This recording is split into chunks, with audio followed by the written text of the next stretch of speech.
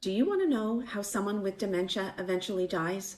I'm Dr. Sammy, palliative care physician. Dementia is a very long illness course, and one of the things that gets worse and worse over time is a person's ability to figure out how to feed themselves. Even when there's a plate of food in front of them, they'll just simply look at it and not understand how to use a fork or a spoon to get the food to their mouth. So for years, a person will need almost spoon feeding, hand feeding from someone who loves them or is caring for them.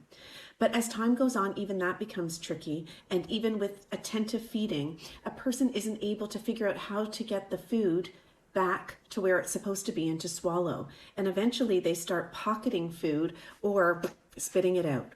And feeding becomes very challenging.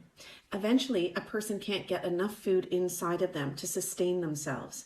And that's a telltale sign that someone is at the very end of dementia.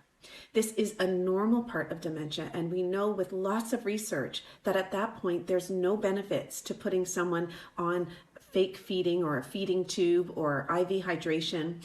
It doesn't prolong the dementia, nor does it provide quality of life.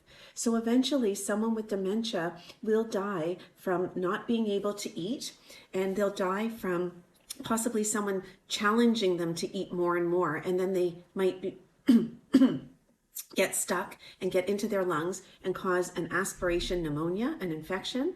Or if that's not what happens, a person might die of a urinary tract infection or an infection from a pressure ulcer or a bed sore.